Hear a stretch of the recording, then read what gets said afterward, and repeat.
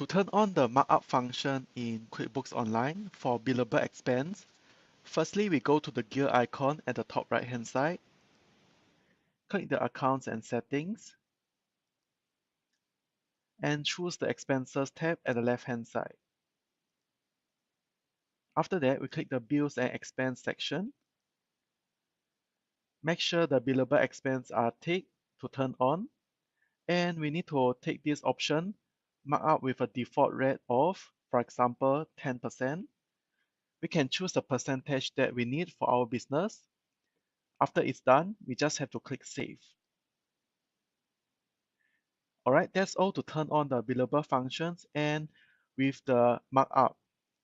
To check this in QuickBooks Online, we go to the plus icon, create an expense.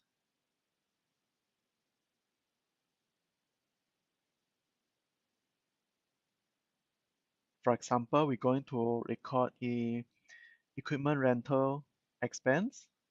We enter the amount, take the expense is billable, and choose the customer.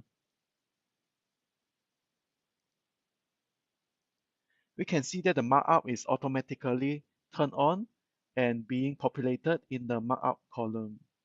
After everything is done, we just have to click Save. And choose the text code. After everything is done, we click Save and close the expense function. We click the plus icon again to open an invoice to take a look at the billable expense.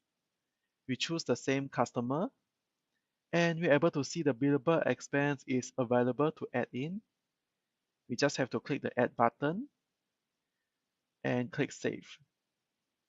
That's all to record a billable expense with markup from our expense to the invoice. Thank you.